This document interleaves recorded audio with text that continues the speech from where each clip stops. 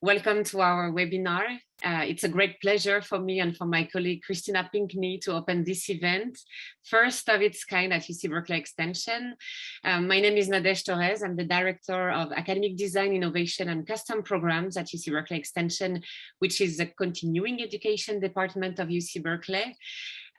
One wonderful, meaningful, and impactful program we are lucky to administer is the professional program in fundraising and volunteer management. And I warmly thank the Wallace Alexander Gardoby Foundation for their continued support and making this event possible. I also would like to warmly thank Dustian North, our lead instructor, as well as our wonderful panelists for taking the time today. On that note, I would like to leave the floor to Christina. So Christina, I hand it over to you, and I wish you all a fantastic event.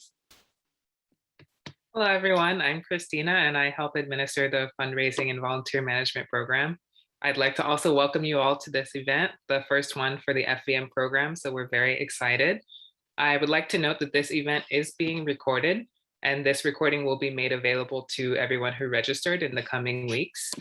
And then if you have any questions during the event, please feel free to use the Q&A function or use the chat function.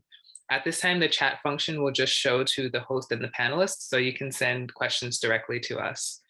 Also, just to start off and see who we have in the room, we would love if you could type your name and organization in the chat box.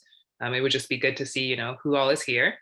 And finally, please allow me to introduce our lead instructor, Dustian North. So off to you, Dustian. Well, welcome everyone. Thank you so much for being here. We're very excited about this session, and I'm Dustian Norris, and I'm the lead instructor for our fundraising and volunteer management program, professional program at UC Berkeley, and I'm excited to welcome Carollo Aparicio and Estelle Olande Davis, who are our panelists for today. I wanted to say a few words about, give a little context of how we got here today and what we're doing, and then I'm going to definitely save as much time as possible for our excellent presenters for today. So a few words about our overall program. We are the professional program in fundraising and volunteer management at UC Berkeley. We typically offer a semester-long course that covers a broad survey of topics related to fundraising and volunteer management. It's about 30 hours. And it is aimed at both professional development for nonprofit and public sector staff, and also capacity building for organizations. So folks take the course representing an organization, and we try to help the organization move along through the activities that we do in the course, and students do a final project that benefits their organization. So it's kind of a two-pronged approach to building capacity for fundraising and volunteer management across the nonprofit and public sectors, and you can see kind of a sense of what some of the topics are that we cover here. And we've done 8 deliveries of the course, and it's gone very well. I think we've served maybe about 120 professionals and their nonprofits since 2016. But it's tough to cover all the topics in 30 hours, and so we are very excited to be piloting some webinars that can go deeper into a few of the topics that we didn't feel we were able to cover in as much detail. And this is one of them. And today's topic is the spotlight on corporate engagement. And I wanted to say a couple words on why this topic and why now, and how we came to this today. So one of the reasons we didn't cover as much about corporate engagement in our 30-hour course as we do other topics is because historically, corporations have not been the largest supporters of public and social and environmental services. They were a fairly small part of the pie, but this is actually changing in a lot of ways. And Carollo is going to tell you a lot more about how and why that is. But our thinking is that there are certainly a lot of new opportunities for folks doing civil sector work and for organizations, since corporations are really getting a lot more involved in this kind of activity. So there's new opportunities to attract volunteers, funds, in-kind resources, and also raise the visibility of our efforts. But there's also a lot of new costs and a lot of new complexities that come with working with corporations, and some pitfalls to consider, questions about readiness, the organization's readiness to engage with corporations, there are material costs and staffing to be concerned with, and there are also ethical and justice-oriented considerations when working with the corporate sector. So we just thought it was a really good time to offer the broad public and our alumni of our program a chance to delve into this topic in more detail and kind of get a really critical sense of what the meaning is of corporate engagement these days and how to work with it effectively. So that's why we're here today. And with that, I'd like to introduce our two panelists, and then I'll tell you a little bit about our agenda, and then I'll hand it over to our guests. So I'm first very excited to introduce Carollo Aparicio, who has been one of our faculty in the FVM program since the beginning. Carollo is currently the annual giving officer of the Bay Area Leads Fund for the San Francisco Foundation, but he has a long and proud history. He led fundraising efforts at organizations such as Grid Alternatives, the Sierra Club, Global Fund for Women, EcoViva, and International Rivers. He earned a master's degree in anthropology at Vanderbilt University and an MBA from San Francisco State. Where he also got his BA, and he is a certified fundraising executive and a frequent invited lecturer and facilitator of workshops like this one on fund development and nonprofit management. So welcome, Carollo. Thank you so much for being here, and I'll go ahead and introduce Estelle next. So Estelle Allende Davis works as the Senior Manager of Corporate Engagement at the Exploratorium. She was recently featured in the San Francisco Business Times annual publication on corporate philanthropy. It's a great article. I read it. I highly recommend. She's worked in nonprofits for over 11 years and has a master's in public health from San Francisco State. And she volunteers as a board member of a collectively run nonprofit in Oakland called Cycles of Change. Welcome, Estelle. We're so happy to have you. Carollo is presenting first. So Carollo, maybe you can just walk them through the agenda real quick. Good afternoon, everyone. So our agenda today is I'm going to cover a little bit of sort of historical context of corporate engagement. We're going to talk about the toolkit involved in corporate engagement. We'll do an assessment of readiness to engage with corporations and have a bit of time for reflection on how to engage with corporations. And I think we're still going to have a little bit of time to discuss the ethical and critical practice and considerations for engaging with companies. And then next steps on continuing education and learning. So I'm just going to go right ahead and talk a little bit about the history of corporate engagement, corporate philanthropy in the US. So some of the earliest expressions of corporate philanthropy were really through people such as Andrew Carnegie and other sorts of people that you'd characterize as sort of captains of industry or robber barons, or robber barons, as depending on the sort of interpretation of history that you'd like to read. But in either case, Carnegie published a book called The Gospel of Wealth back in 1889. And the main idea back then was that those who accumulate great wealth are trustees of administering it in such ways that benefit society. And for people like Carnegie, acts of charity can contribute to improving an entrepreneur's social standing and open doors to new social networks. He also had this motto, which was, "The man who dies rich dies disgraced." And I want to sort of lift up the fact that August is Black Philanthropy Month. And what I want to do is I want to draw a spotlight on a very different approach to that style of philanthropy. And that's the story of Madame C.J. Walker and her approach to philanthropy. So she became a millionaire by selling and distributing hair care products for Black women. And she gave to Black colleges and secondary schools and really gave to the fight against discrimination and was there for supporting food security and healthcare and housing and daycare and community development. And she really challenged this model of the accumulation of wealth, the accumulation of wealth model of philanthropy, which postpones giving until the twilight of life. And what she really did was that she demonstrated that anyone can give and be a donor with whatever resources and monetary and non-monetary resources that they might have. And that as their wealth becomes larger, that so should the giving also increase. So next slide, please.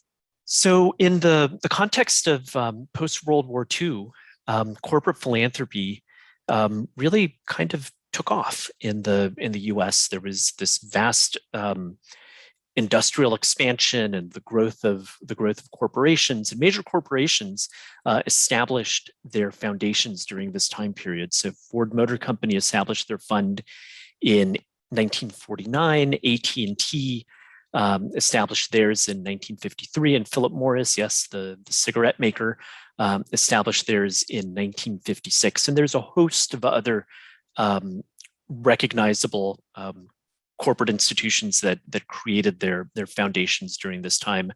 And really the thinking about this was that for CEOs and their like-minded colleagues, this was simply the right thing to do. And corporate philanthropy was more of an article of faith rather than a pragmatic business tool. Next slide, please. The context that we're living in right now is one in which there is there are different companies that have different sorts of values. There are some that would adhere to the primacy of the shareholder, and others that would describe the primacy of the stakeholder. So let me explain. So Milton Friedman, the economist, he believed that the only social responsibility of business is, quote unquote, to use its resources and engage in activities designed to increase its profits as long as it stays within the rules of the game, which is to say, engages in open and free competition without deception or fraud. So it's a very limited view of what corporations are supposed to do. They're supposed to increase shareholder value. You contrast that with what would later become, in 2019, become articulated by the Business Roundtable and their thoughts on the purpose of a corporation. And I'm going to excerpt this a little bit. And the idea is that corporations, they also need to serve to foster dignity, inclusion, diversity, that they need to deal fairly with suppliers, and that they need to be in the business also of supporting the communities in which they work, and embrace sustainable practices across their whole business. So there's this idea that corporations are also answerable to a broader social context. Next slide, please. And there's also the thinking that was articulated in a Harvard Business Review article by Michael Porter and Mark Kramer, in which they analyzed that there was really a competitive advantage for companies to have philanthropic participation. I'll read this quote for you. Philanthropy can often be the most cost-effective way for a company to improve its competitive context, enabling companies to leverage the efforts and infrastructures of nonprofits and other institutions. Next slide, please. So where are we now? What's the current state of corporate philanthropy and corporate engagement look like? So in the past year, in 2020, 70% of US corporate funders actually increased their charitable contributions, and 43.7 awarded more grants. I mean, this is all in the context of a response to COVID-19. So corporations accounted for about 44% of all COVID-19 related philanthropic giving in 2020, totaling $9.4 billion. And this was a mix of cash donations and in-kind support of fair market value goods. So there's really this increase in philanthropic participation through companies. And recently, next slide, please. Just wanted to point out that just the scale of giving right here in the San Francisco Bay Area where we are. I know that some of you are all over the country, but just the sheer amount of money that's being donated by corporations. These are just the top 3 donors. The San Francisco Business Times publishes the list of top 100 corporate philanthropists in the Bay Area. Next slide, please. The other sort of trend that we've seen recently is giving to racial equity related causes and organizations. So we've seen that corporate giving to racial equity causes has really even outpaced donations from foundations and individual donors. And this has been since the murder of George Floyd in May.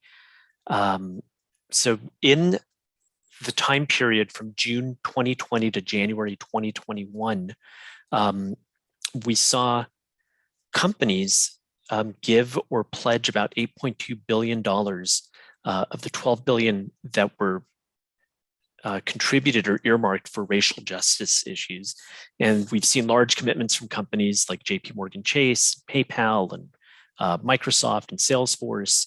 So we've really seen an uptick in giving. And of course, only time will tell as to how effective this sort of giving is, and also how foundations and individuals are also going to step up in their giving. Next slide, please. So in the months since the police killing of George Floyd, I mean, it sparked a racial reckoning here in the US. And corporations, as I mentioned earlier, they've emerged as an unexpected and leading source of funding for social justice issues.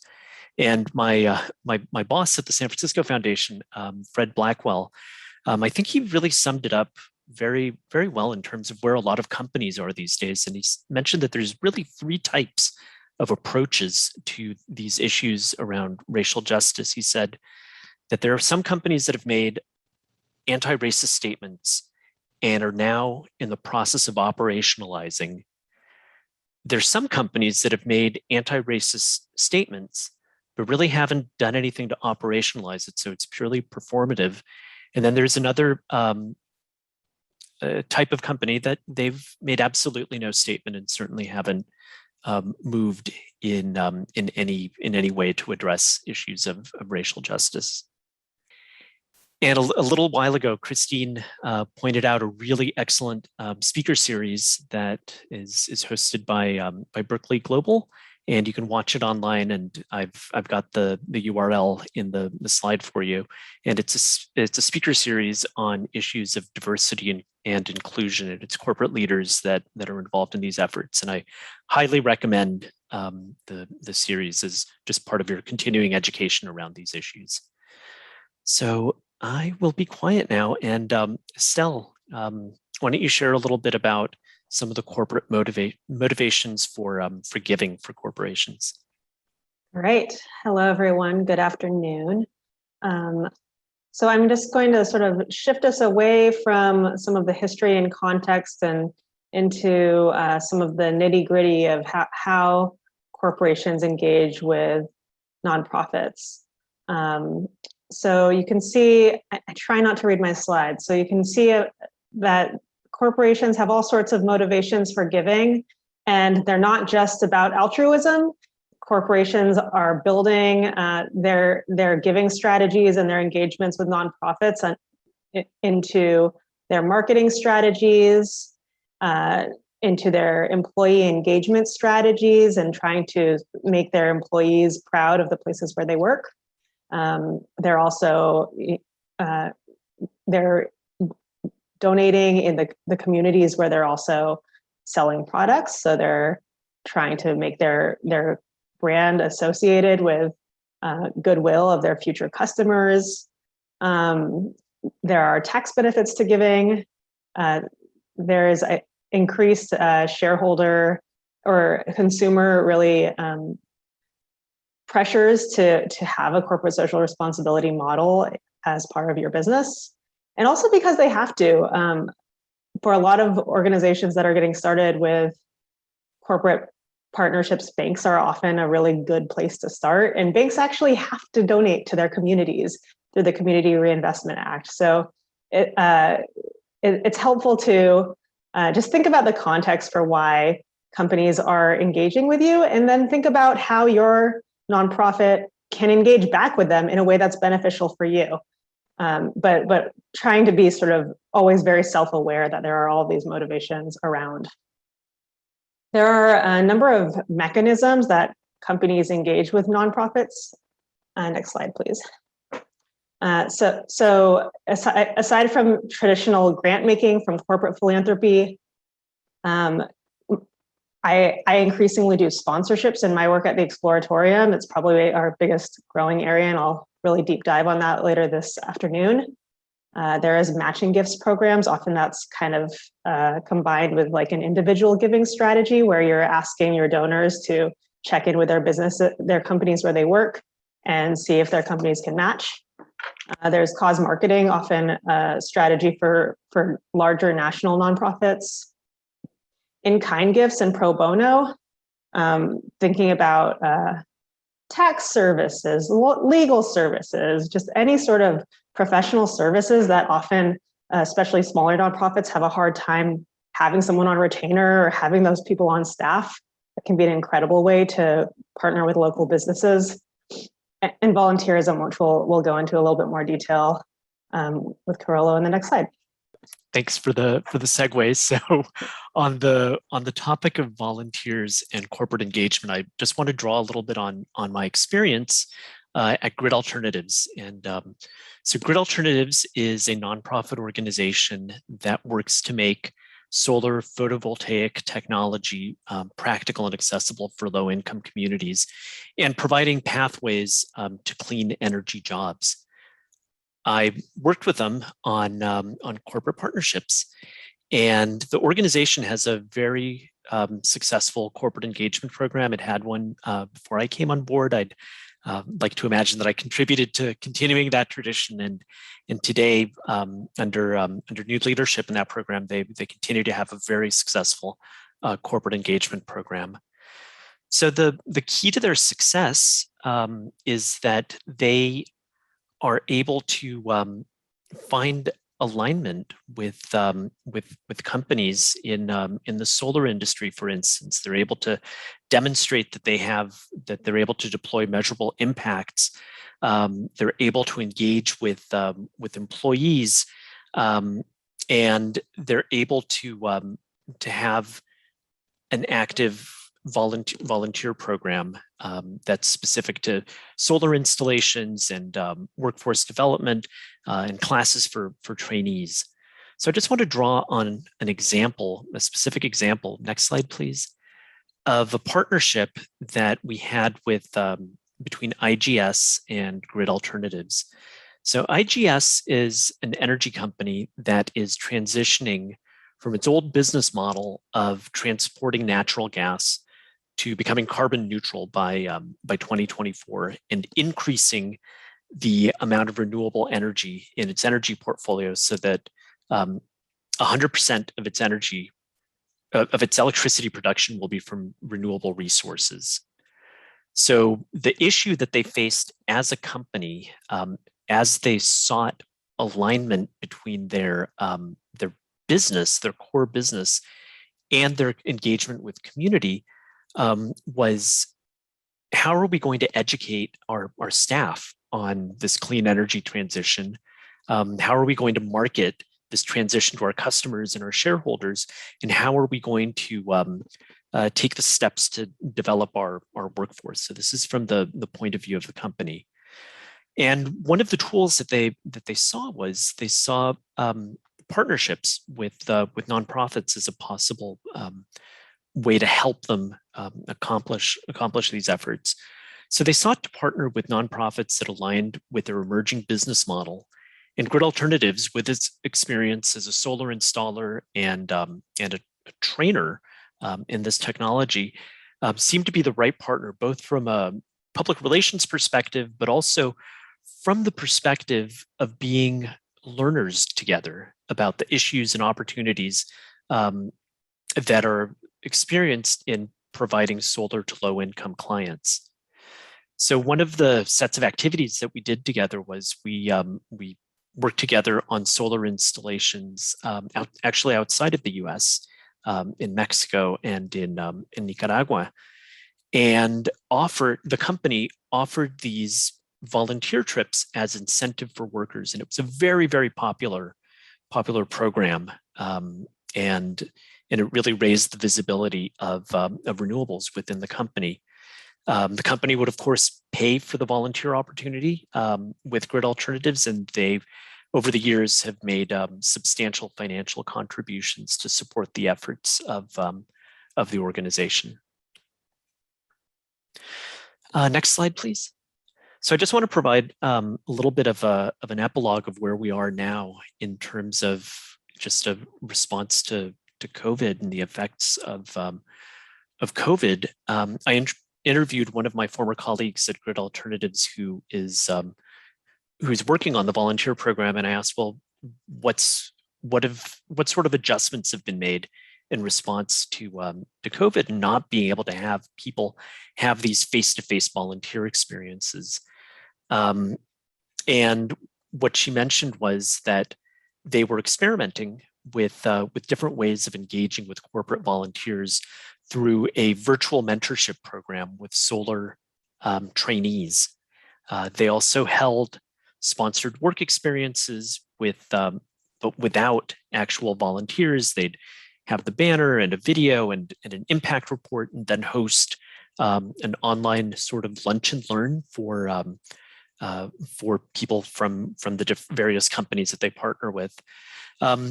But baseline, really nothing replaces that sort of live experience and the in real life opportunities. And right now, with everything just kind of being in flux, they are making preparations for a future when they'll be able to have these in real life experiences again.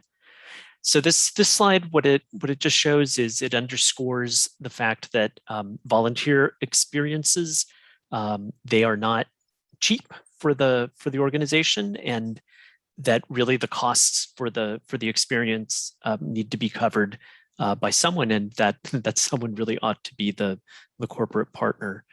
So this just shows what the cost is for a one-day staff only build that's happening right now. So, and what that experience would essentially buy for the company. So, and I'm not going to read that out for you. So that's my experience with volunteers and working with a nonprofit that has partnerships with companies that are seeking alignment between their business model and their engagement with nonprofits. All right, so I am now going to move us through a bit of a toolkit in how to engage with corporate partners around meeting your philanthropic fundraising goals. And so I'm going to take you through, if you are in fundraising, what might be very familiar of a donor stewardship cycle, a donor journey, but I'm going to apply it very, very specifically to corporate sponsorships. As I mentioned earlier, I see sponsorship as a growing area of opportunity for me at the Exploratorium. We fortunately just reopened on July 1st, and so we have a lot of opportunities to engage with the public and a very, very socially engaged, curious audience that companies are interested in. So I feel that in the nonprofit field, it can be challenging to shift into the mindset of sponsorship because it's so marketing driven as opposed to like mission driven or community of need driven. And so it's a really, really different way of thinking. And that's why in our webinar today, I'm choosing to really focus on sponsorship to just give you all a little bit of a different perspective about how you might start coloring your work a little bit differently. So next slide, please. So I will also start off with a little case study of a sponsorship that is happening right now. I'm at the Exploratorium. You can hear our exhibits whirring below me, and the sponsorship's happening as we speak. So Waymo is the reopening sponsor of the Exploratorium. As I mentioned, we just reopened to the public about 6 weeks ago. And this partnership started with a intro call a little over a year ago. So that gives you a sense of how long it can take to start to build these partnerships. So for research, what I learned about Waymo before I had my very first call with them was that it looks like, just doing Google searching, I saw that they seem to have a pretty extensive history of working with museums. If you go to various museums across the country, especially technology museums, you can often find an early Waymo prototype of an autonomous vehicle. And so that clued me in that we're like right in their target market. It also suggests to me that they had an educational goal in their strategy, that they see their technology as a thing that they want people to learn about and understand. And so that helped me to sort of start framing my own conversation with them and my assumptions around the types of engagements and strategies that they were used to. Cultivation, I was lucky with Waymo that I was introduced internally. Oftentimes, when I'm trying to do a very first call and outreach to a company, a cold call it's hard. It's hard to do cold calls, and it's hard to get places with cold calls. So fortunately, there was someone who had already started building a relationship with Waymo within my organization, and they were like, "Oh, you want to actually do something here at the Exploratorium? Well, I should introduce you to the corporate person." So I think that's also a little bit of a lesson for you all, that you don't always know within your organization who's talking out to the world. And so if you're trying to find new corporate partners, you have an internal education mission as well, to make sure your colleagues understand what you do and how companies can engage with your organization, so that people can hopefully start connecting for you. Additional things about the sort of cultivation process is, I went into that meeting knowing that the organization, that Waymo, is coming to the Exploratorium because they see the nonprofit as an organization and a partner with potential value. We bring an incredibly respected global brand. We also have an audience that tends to be very socially engaged, curious, interested in learning about new technology.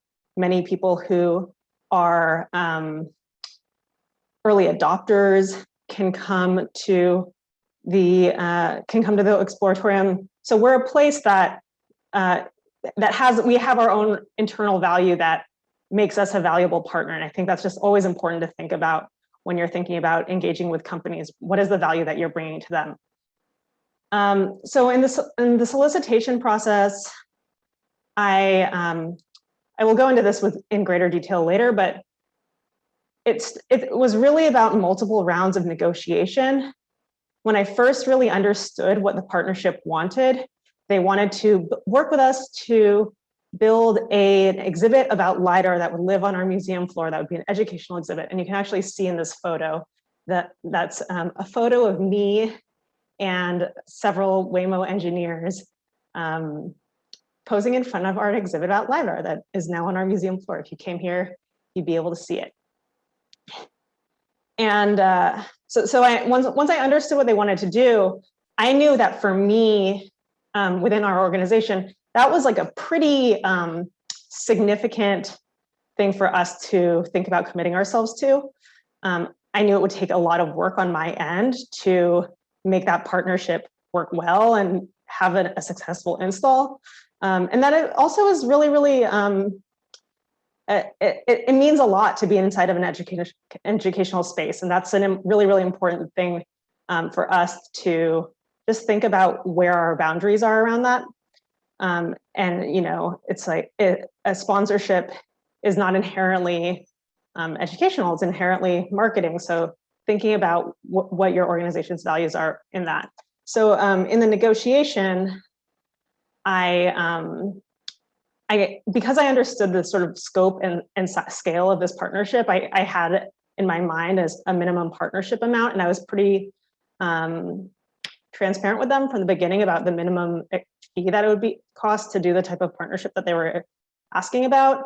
And from there, I talked about all of the ways that they could engage in the exploratorium, and we slowly sort of narrowed down to this reopening sponsorship partnership that we're in now. So that moves us to the activation.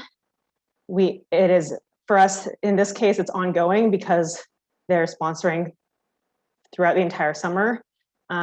I send them periodic updates about how our attendance has been, if we've had any press information about them. And as this activation continues, we're in pretty constant conversation. And when it ends,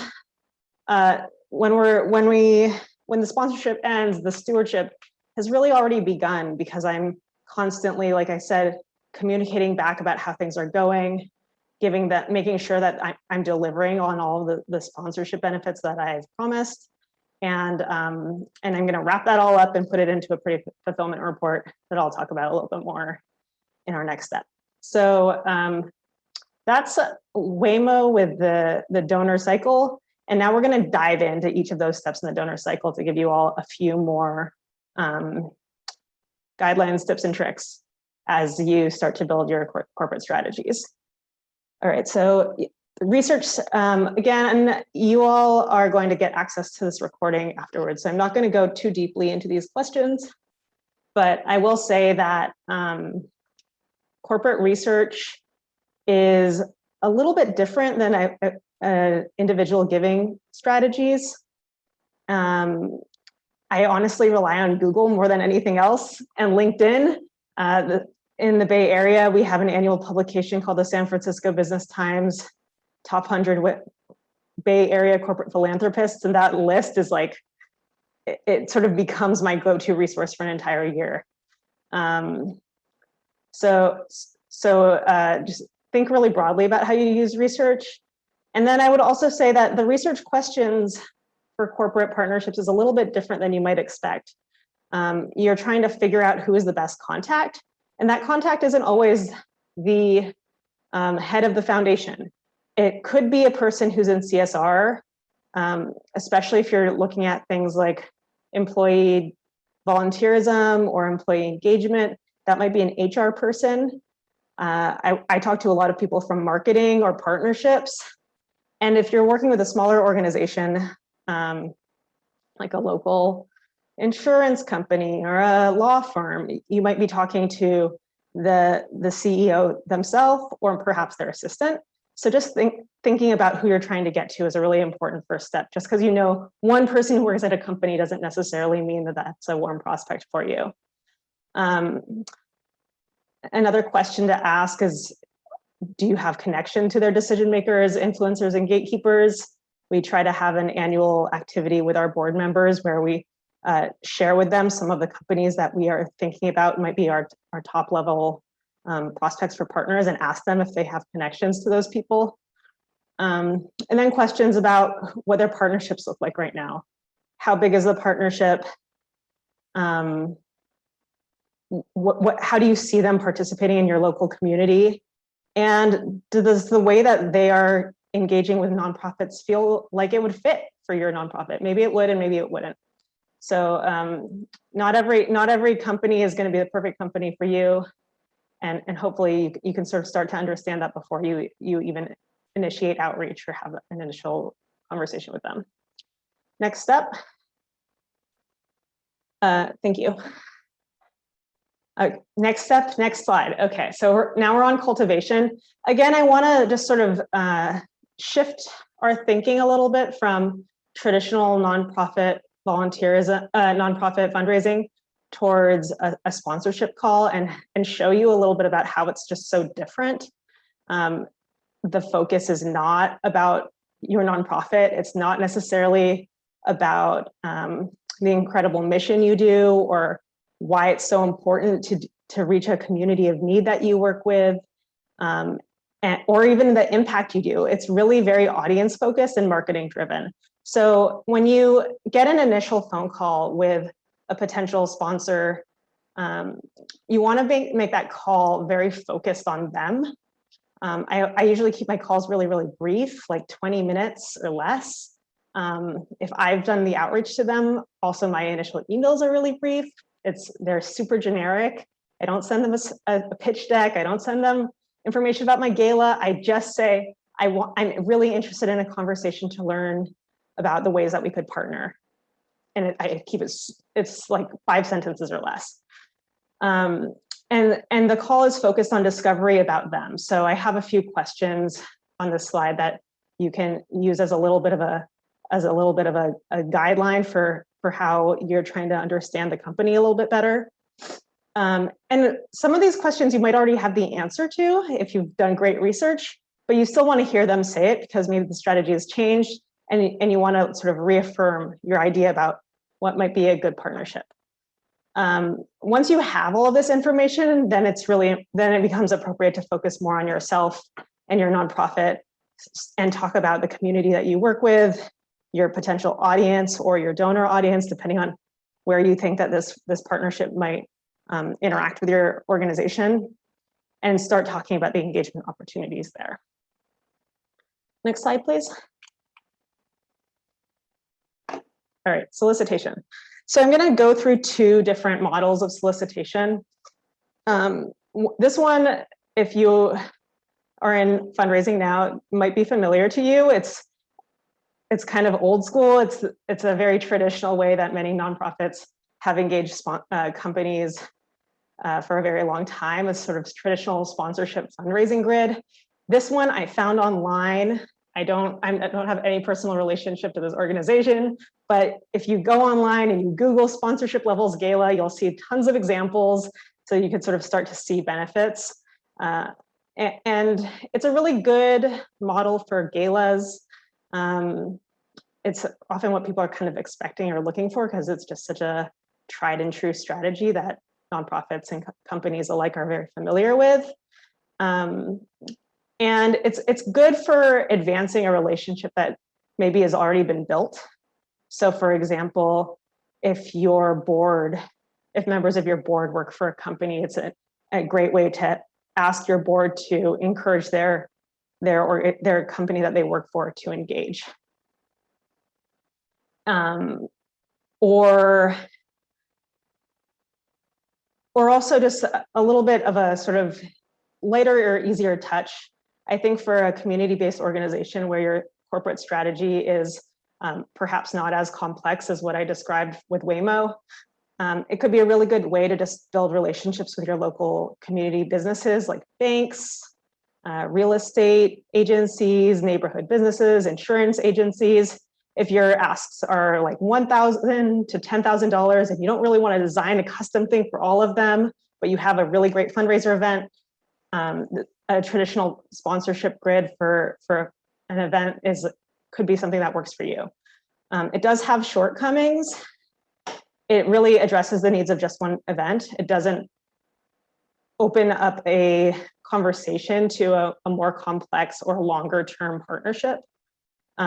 It's not very sponsor driven. It's very sort of nonprofit needs driven. So if you're trying to reach a company that has a really strong and sophisticated sponsorship strategy in their marketing, then this is kind of like you start and end. There's nowhere to go from there. And it's also a way that's a little bit, I would say, harder to build new relationships. It's great for relationships that are already there, but it's harder to sort of initiate a more complex partnership. So the model that I practice more is about custom proposals and designing new partnership models with every opportunity I have. So next slide, please. And so as I shared a little bit in my Waymo case study, these partnerships, they tend to be perhaps more dynamic, and the solicitation doesn't happen with like one email ask or one gala sponsorship table. It's really about multiple rounds of negotiation. I go back and forth maybe three times before I really say, this is the thing that I think would be the best partnership for us and for you, that meets your needs. That would be appropriate visibility for us.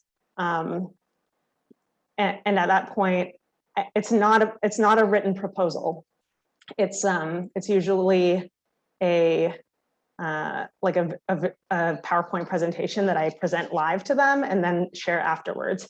And so what will happen in this what you can expect to happen is you're in a conversation with a company, you've started talking about this event that they're interested in. They say, okay, that sounds like it could really work. So please just email me a proposal. And I am dedicating this entire slide to try to convince you to not email them a proposal. And I find that emailing a proposal can just sort of end the conversation right where it started. I had one recent moment where I made the mistake of emailing the proposal. And so I'll share a little bit about that. I had a corporate partner that has been supporting the Exploratorium for many years, but when we closed due to COVID, the thing that they usually support wasn't really available at the time. So I reached out to them. I said, they said, right now we're going through a hard time right now. We're also struggling financially. I said, I totally understand. There's so much unknown right now. I'll follow up with you in 6 months. 6 months later, I reached out to them. The opportunity still wasn't available to them that they traditionally supported since we were closed. And so I said, well, is there something else that you want to do? And they said, well, we really want to do something that feels a little more tactile. We want to give back to kids. Kids are on their screens all the time now, and we don't want to just support another virtual event. We want to do something hands-on, something that might feel good or boost their day. And I said, okay, thank you for letting me know what you're interested in. I'm going to go back to the Exploratorium and I'm going to ask around and I'll get back to you in a few weeks. A lot of my work, because I work for a big organization, after I hear what a sponsor is interested in, I have to go and have like 5 conversations across the institution just to find out what people are doing to see if there's a match. So I found a match of a program that we were planning to do where we were also sending out kits to a community, and that was it was a tinkering activity where we were sending out kits. And so I wrote it all, and I'd had like such a focused conversation with them where they were like, we want this tactile thing. And I was like, okay, I'm giving you a tactile thing. So I wrote it into a proposal. It was, 2 pages long, and I emailed it to them, and then I just didn't hear from them for 2 weeks. And I was like, oh, okay, what happened here? And finally I heard back from them that they said, I'm sorry, we're not interested in that right now. Maybe we'll talk to you again in a year or something. And I was like, oh no, what did I do? I emailed the proposal. And I said, okay, I'd like to understand how this didn't fit with what you were thinking. Will you please have a follow-up phone call with me? Fortunately, because this was a partner I already had a relationship with, I got that phone call. But if you're just starting out new in a relationship, it often just ends there. So I got this follow-up phone call and I heard from them, and I found out, well, they did want to do a hands-on thing, but really they were interested in working really directly with a community that they were already engaged with. They had a school that they worked with, and they were like, well, if it's not going to this school that we're already building our partnership with, it still feels a little too abstract, too not in community enough. And now I knew. Or they said that we want something that really engages our employees. So once I understood that, I could like talk through my idea with them and hear from them, yeah, that fits with what I want. And so fortunately I got another chance to submit on that proposal. But even with a partner that you think you already know, if you have an idea that you haven't really talked through in great detail with them, it can really hurt you to just send a proposal. So think about trying to present those in a few rounds of meetings, and only save like the written proposal as sort of the final step. after you feel like you really confidently understand that you're in agreement about what partnership you're trying to create. All right, next slide. So a step in sponsorship that is a little bit different than a traditional grant or fundraising is the activation step. Instead of doing a grant with like program deliverables, your activation is everything you do to fulfill on your sponsorship contract before, during, and after the event. So a lot of times it involves marketing. If you have an email list, maybe you're putting their logo in the email list. Maybe you're doing a shout out to them in social media. And then the event finally comes and they're there. And all of these steps are steps of your activation that you need to document them highly. I also want to just point out that engaging with corporate partners takes time, and it changes the way that your entire organization functions on those events. So if you have a fundraiser event, you need to be very aware, if you're looking for sponsorships, around who becomes informed of the obligations you now have to the sponsor, who becomes responsible for fulfilling on all of those sponsorship deliverables. If you tell them you're going to get a logo, does the marketing team know that you have to get a logo? And often the fundraiser becomes the person who's like checking the boxes and communicating across the institution to make sure that all the things you said you would do, everyone is aware of and is adding into their execution and production plans. It also affects timelines. So if you have a print deadline, often that means that you need to get your sponsor confirmed a week or two before your print deadline to send out your invitation. And so all these timelines get expanded or buffered by maybe like 15%, just to make sure that you have the chance to talk to your sponsors, and then you have a chance to also inform everyone internally to execute on those things. So these are all just important things to consider when you're building your sponsorship strategy and thinking about how to create resources within your organization to make sure that you can create sponsorships that also make your partners happy and build lasting relationships. All right, next slide, please. The final step that I'll talk about now is stewardship. And so, as I mentioned on the last slide, I was showing some images of documentation of all of the steps of the activation. And so the final step that I think about in a sponsorship is the fulfillment report. It's a little bit different than what happens in a grant. It is, I would say, analogous to a grant final report, but it is highly visual, and it's documentation to show that you really did what you said you would do. So you're photographing and taking screenshots at every step of the way of your event, of your marketing, and then you're sharing it to them at the end. And some of the stuff might seem obvious to you. Maybe you already talked to them about it and shared it with them, but you just want to pull everything together into one place so it creates this like permanent record of your relationship and what you did together. That permanent record they can show to their own internal stakeholders and help to convince their company that the sponsorship was a worthwhile investment. It also is documentation and can be sort of like proof that you really did what you said you did. If they come back to you and they said, well, we were expecting to get more press visibility, you could say, well, we didn't guarantee press visibility, but this is the type of visibility you did get. And it also helps them to understand in the future what partnering with you looked like. So if that person moves on that you had worked with, the organization still has a history and a record and understanding of the partnership. It's not super hard to create a fulfillment report.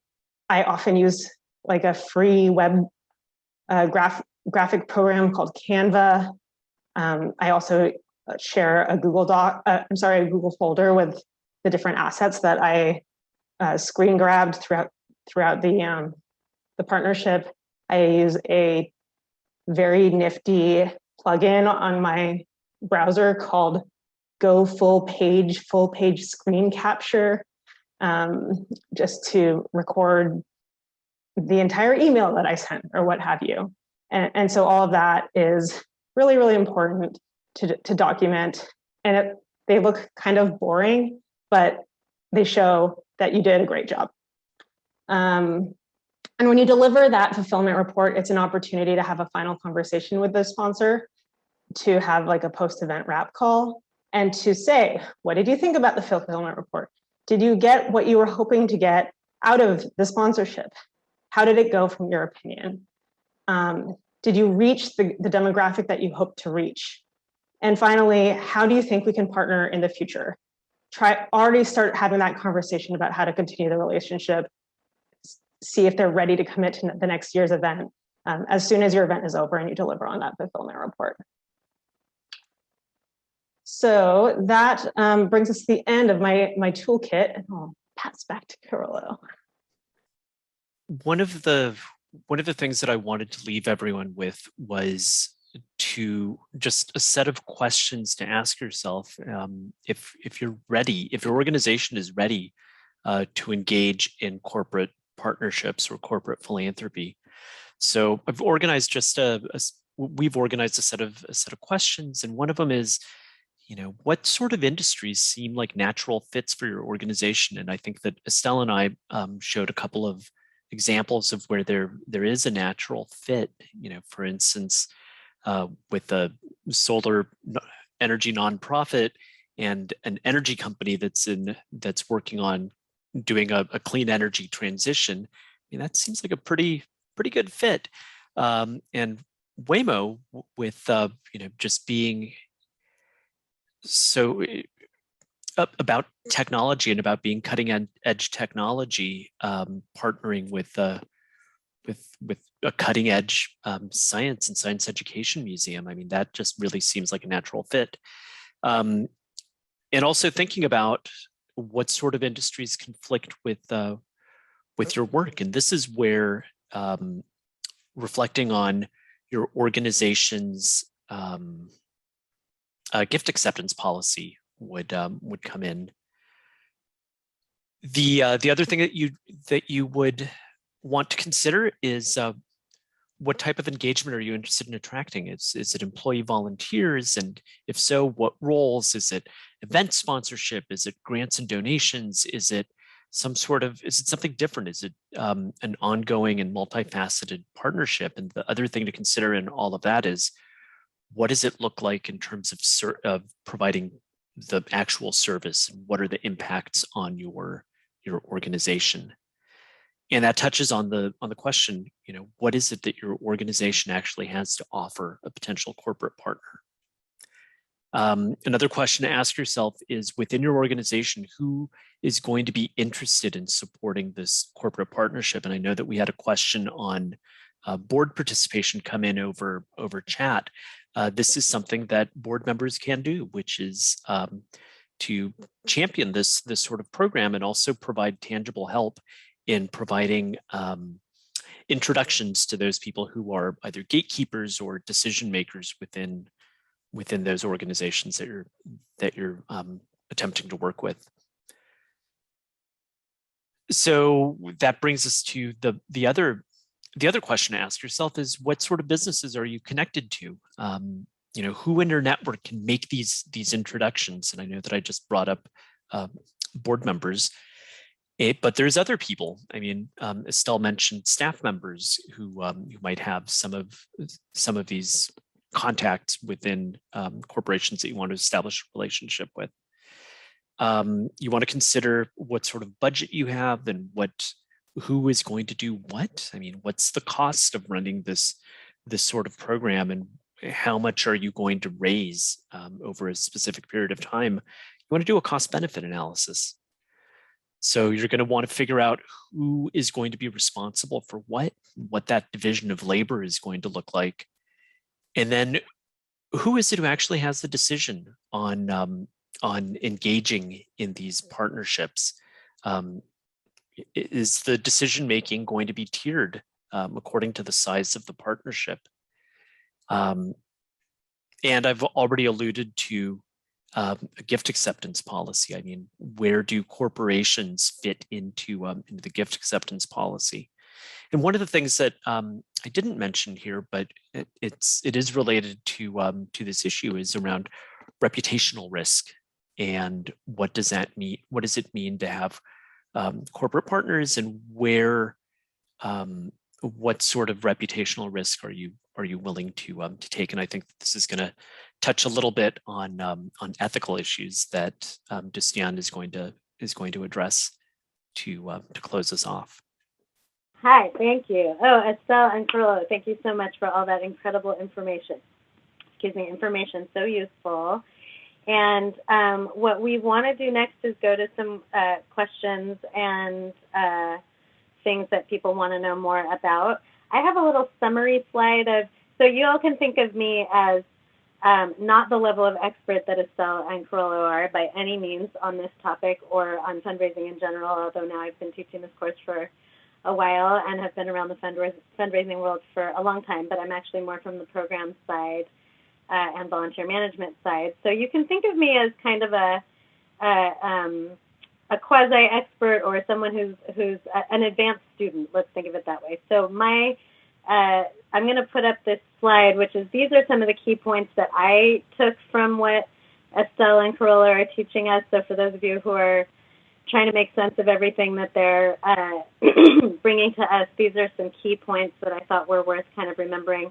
I'll go through those in a few minutes, but I thought I'd just leave them up on the screen while we take some questions and answers. And I'm going to throw out just the first one, which is Estelle, hearing, and this is to both of you, but related to what Estelle was talking about, hearing the sponsorship perspective as a particular thing, I think is so helpful to nonprofits, because I think that's a beast of itself that a lot of professionals and organizations don't have an idea how to tackle. So I'm really glad that you spent some time on that. And I'm also just thinking about, oh, and by the way, the fact that we have so many large organizations here, I think probably indicates that that's really welcome material. And for the large nonprofits that are really ready to engage in sponsorship, I hope Estelle's toolkit and approach gives you lots of great practical hands-on ideas of how to do that. And I'm just wondering if either or both of you could speak a little bit more to the smaller and more medium-sized nonprofits and public organizations that are here. If they don't feel ready for sponsorship, or how would they engage sponsorship? What are some of the recommended ways for smaller nonprofits to try to put their toe into the corporate engagement world? I'm guessing they probably don't start with sponsorship. So what would you suggest for newer organizations, either of you? I'm guessing you both have things to say about that. Sure. So I volunteer for a community-based nonprofit in Oakland that has does community bicycle education in schools and has a bike shop. So very, very grassroots. And they do a little bit of corporate engagement. What they do that I think is really effective for their size and scale is they work with really, really closely aligned companies.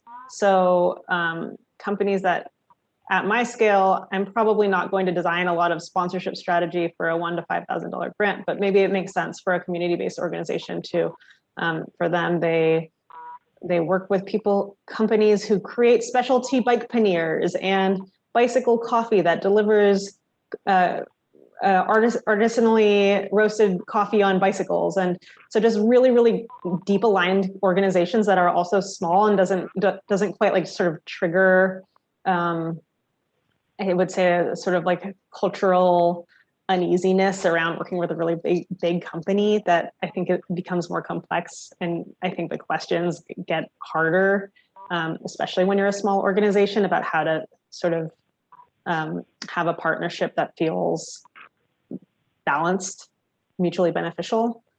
I do think that you can dip your toes into sponsorship with things if you have any sort of annual fundraising event, especially for organizations that are working with a really vulnerable community.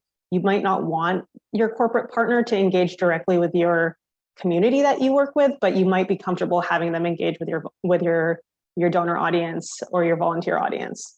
And so, you know, starting with the sort of sponsorship table that I shared earlier, that model, and reaching out to your local banks, your local insurance agencies, the shops that are in your local area.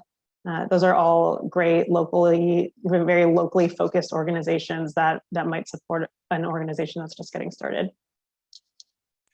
Yeah, I would agree with everything that Estelle just said, and just really stress that the sort of alignment between the mission of the organization and what the company does and how they want to be perceived by their customers. I mean, there's got to be alignment there.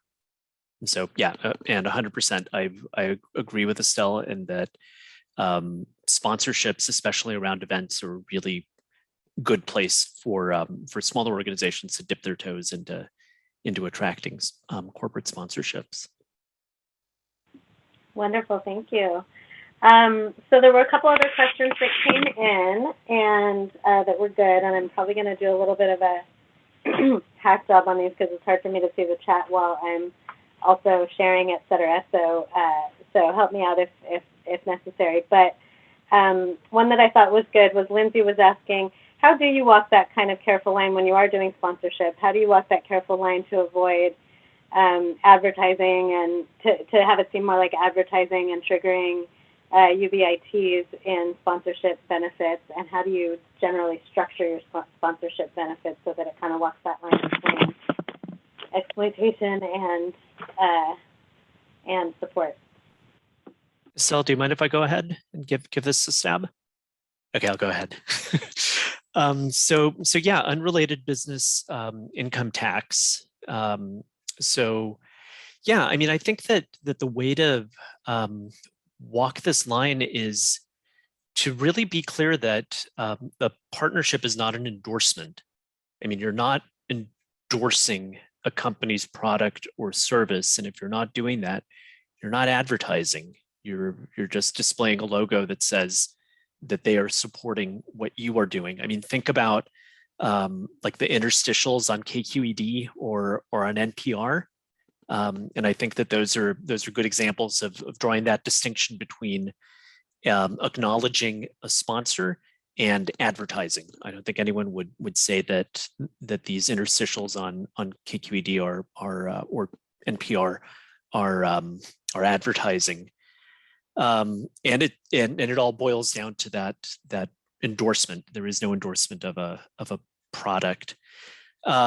If we are talking about donations, though, to an organization, and there is an exchange of something where there is a fair market value benefit, then yeah, I mean, that it's going to be whatever the donation is minus whatever that fair market value benefit would be. So yeah, so I think those are two concepts that you'd have to keep in mind: the fair market value, if there actually is a benefit, and then being very clear about not endorsing a product or service. Helpful, thanks. Estelle, did you want to add anything, or is that a good, complete answer? I would say that at the Exploratorium, this is definitely a fine line that we are constantly trying to define for ourselves. So if you do work in an organization or every organization, you should really have a close conversation with your chief financial officer or your head of accounting to just make sure that you're aligned about these issues, because you want to make sure that you're interpreting the tax law the same. I would also say one of the ways that we've thought about it here around like, when does it become advertising is, are we actually going to take out advertising for them? So are we buying advertising on behalf of fulfilling on this sponsorship? And that we would consider to be potentially taxable. And we also, I think the lines are probably much different if you actually are a media organization. So I would just say, build your strategy with your accountant or controller. Yeah, You know, great point. the other thing I do want to add to that is that there's also the deeper issue of protecting the integrity of your brand in any sort of communications, and you want to be very, very clear on what that approval process looks like of representing whatever activities are being shown in the partnership. You want to be able to have a clear approval process around use of images and around representation, and how all of these are going to be used by the corporate partner. So you want to have clarity on those issues. Absolutely, thank you. So we have a question that just came in on the volunteer side, so I think that would be a great thing to jump to.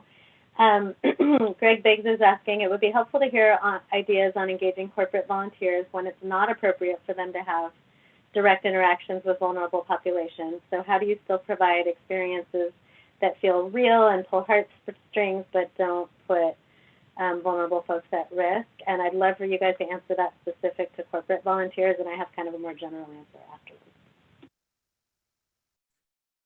Yeah, I think that Estelle touched on it where she mentioned that there's the possibility of events and fundraisers where the corporate volunteers or the corporate participation is engaging with the fundraising activity that's in service of the mission or vulnerable populations, et cetera. So I think that having the set of activities be limited to the fundraising activities, I think that's a possibility. I think also some other experiences that I've had with corporate partners where it certainly wasn't appropriate for, or it wasn't wanted necessarily by the corporate partner, but they helped us with pro bono activities and provided a service for a study that the organization wanted to do, and they were able to participate in that way. Great, yeah, and I just wanted to say, oh, Estelle, did you have anything to add about that? Okay, I just wanted to say in a more broad sense, because not specific only to corporate volunteers, because let me contextualize that. So it's true, my understanding, and Estelle and Carollo jump in if I've misstated anything here, but my understanding is that yes, a lot of corporations tend towards, you know, when it comes to volunteer opportunities, they tend towards like one-off events that are kind of feel-good things that their employees can show up to as a group and have a bonding experience, et cetera. But more and more, one of our instructors for our course is Alyssa May, who works at Salesforce, and they have, just as one very maybe outlier example, because they have a much more robust employee volunteerism program than a lot of companies, but this is becoming more common, is that they have all kinds of ongoing volunteer opportunities where the employees really are doing meaningful ongoing work in the community. So I think your question relates not just to corporate volunteers, but to volunteers in general, of when is it okay to have volunteers interacting with vulnerable populations and when is that not a good idea. And my general answer, and feel free to take the course if you'd like to learn more about this, but my general answer is yes, you need to be very careful. Yes, you need to vet. But there are actually a lot more opportunities for meaningful volunteer engagement with vulnerable populations than you might think. That's actually my main bread and butter of my work. I work with very vulnerable youth and families, and I do a lot of volunteer-driven programs, and you just have to be just as careful about screening your volunteers as you are with staff. You have to set up the programs really carefully. So I think it's less a question of whether corporate volunteers can engage with vulnerable folks, and more of a question of is it an in-depth, meaningful volunteer experience, or is it kind of a one-day one-off? And then if it is in-depth and meaningful, what are the ways to go about that? And we teach all about that in our course, which is offered this fall if anyone's interested. So it's a good commercial for where we're going here. Anything to add, Estelle or Carollo, about that? Or I have one, maybe now two new questions coming in. Oh, that was just Greg saying thank you. Yes. Okay, so there is one more question actually, and it was about the tax increase that's coming down the pike for corporations in terms of capital gains. How they're just curious. This is James, who's curious how you think that's going to impact giving. Obviously, it could have some negative effects, but will there also be some positive effects as companies are looking for, are seeking deductibles? So he was just wondering if folks who are kind of close to this have any buzz or sense of what people are expecting that to do. Anybody have an answer on that? Ooh, that's a really, really good question. And, you know, I'd have to say that a lot of the giving, excuse me, a lot of the giving that's done by corporations, it's some of it, sure, it is coming out of the corporate philanthropic arm, but in other giving, it's coming out of their business units. So it's coming out of human resources, and it's coming out of marketing. So if there's a business case to be made for the partnership, then I think that, you know, that's going to be more influential than any shift in tax code. So I think that drawing back on some of what Estelle was talking about, and thinking about, well, what is it that this partnership can offer the company, and where can we seek alignment in terms of advancing the goals of the organization. And so I think that process is going to outweigh any consideration around taxation. Great. Anything to add, Estelle?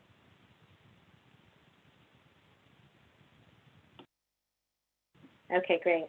All right, well, great questions, everyone, and thank you so much for all of that. Actually, we do have a couple minutes left, believe it or not, so good job, presenters, on keeping to time while still giving us such incredible information. So I just I'm going to push a little harder on this question of for small and medium nonprofits. You guys did a great job explaining how they can access corporate sponsorship and how to choose which corporations to try to work with. But what about some of those other types of corporate engagement? What are sort of promising things to explore? So let's say you're a small nonprofit, that you have somebody on your board who works for a company, and maybe you don't have an event that you could start with for sponsorship. What would be the kinds of things you might explore? Might you start with volunteer opportunities as a way to get people interested, and then see if giving can come behind that? Or so what would be some thoughts about that? In my experience, I haven't really seen the sort of volunteer engagement leading to greater giving, especially on the corporate side. And there's always been some sort of the volunteer experience has been contingent on philanthropic participation on an actual donation. So I don't necessarily see that as an option. I mean, there's matching gifts. There's in the past and in the future, there's opportunities for tabling at companies and being invited to these sorts of public events where a company might have like a philanthropy day. This doesn't necessarily apply to the smaller companies that you've mentioned, but I think that sort of personalized outreach to the decision makers in those small companies can help, and it could just be a straight contribution. Yeah, one other model that I have tried that I've thought was successful with a smaller organization, and especially if you have an engaged board member who works for a company and they're trying to figure out ways to engage their stakeholders, their community, their colleagues, is just working with your board member and empowering them to be an ambassador and be a fundraiser with you and for your organization. So I worked with a board member who had a house party, and he invited a number of his colleagues and asked his company to match the amount that was raised that night. And that was a really, really beautiful engagement that also built my relationship with that board member. It helped him sort of build his own muscle around fundraising and doing asks, and was a way that he wanted to sort of push his company to to give back to our organization, even though we didn't quite have our own like strategy and model to bring them into. So thinking about the company and the network within the company as a just sort of like a potential donor relationship, a little bit more traditionally than sponsorship, could be another way to get started. Great, super helpful. Thank you all so much. Well, I'm sure all of you out there who we can't see are joining me in a giant round of applause for Carollo and Estelle. On the slide that's on the screen, thank you both so much. On the slide that's on the screen, these are these, which we've been looking at for a while now, these are some of these kind of key points that I thought were good to walk away from, making sure we understand the context and history of how corporate engagement is changing, and therefore why corporations engage and the types of engagement they might make. This concept of readiness, really making sure you've checked out, really thought through, made a strategic plan, figured out what resources are going to be necessary, have your ducks in a row before you start exposing yourself to the corporate world. And I loved Estelle's toolkit on walking us through researching, cultivating, solicit, negotiate, activate, steward. So you can build a toolkit like that for your organization and be ready for each of those steps as they come. And this idea of being strategic about who to reach out to first, who are some of those more promising leads, and how to be creative with that. And then while we do all of this, we always want to think about ethical considerations and take a critical lens to the work that we do. And I just have a quick slide about this because we're not going to spend time today. But in our full course, we spend quite a lot of time on ethics and also bringing a critical lens, meaning kind of a more justice-oriented lens to our work. And so in the critical sphere, of course, it's things like making sure we're not violating codes of ethics or legal requirements, having good policies and procedures like gift acceptance policies that guide us in how to properly steward the funds and which kinds of funds we think are going to be okay to take, et cetera. Making sure that our volunteer programs are safe and effective. And then on the critical level, it's really a focus on power, who has it, who doesn't, and being that force of balancing power where necessary. You could think of it in terms of JEDI, which is sort of the latest acronym for Justice, Equity, Diversity, and Inclusion. Thinking about who's driving our services and our mission. Is it the community? Is it the folks we're serving? Is it the funders? Making sure that we're achieving the right balance there in order to avoid mission drift or corruption of mission. So it's really asking yourself what will keep you up at night as you start to wade into this work. And as a teaser, how we recommend you approach ethical and critical dilemmas is that it's really a process. You can't just jump to an answer. And we have a whole 9-step process we suggest that you walk through that engages multiple parties in your organization and make sure you've taken your stakeholders into account as you move forward. So just a reminder to be thoughtful and not jump to snap decisions when there are ethical or critical decisions afoot. So I think that's what we have today. There's a question. Yes, there will be a recording of the event. I'm going to actually turn it over to Christina, I think now, yes, with more information about how to learn more and how to connect. And I hope some of you will consider taking our course this fall. We are offering it. It's going to be all on Zoom still. Used to be in person, but with COVID, so you can participate in the course from anywhere in the world. We do have some scholarships available for the course this fall, so we're really excited about it. We always get a great cohort of professionals and programs, and we'd love for you to be a part of that. I'm Dusty Ann. I'm really happy to be with you all today. Thanks again to our presenters and Christina for keeping us afloat, and everyone to be here. Thank you. Yeah, thanks so much, Dusty Ann. As Dusty Ann mentioned, our fall course is opening very soon, and the first class will be on September 24th. So everyone is welcome to email us if you'd like to know how to enroll in the course or know more about the scholarships or course content. And I'll put the email in the chat. It's just customprograms@berkeley.edu for any questions that you might have. But yes, we welcome you all to learn more about the course. And there's a QR code here. If you could please provide some feedback about this event, it would be very, very helpful. As we said, it's a pilot. And thank you so much again to the Gerbode Foundation for allowing us to do this. And we just want to know how we can make it better for next time. because we want to keep offering these to the public and, give people opportunities to have the expertise of people like Carollo, Dustienne, and Estelle. So super, super appreciate it. And again, thank you so much, everyone, for coming, and we hope to see you at future events.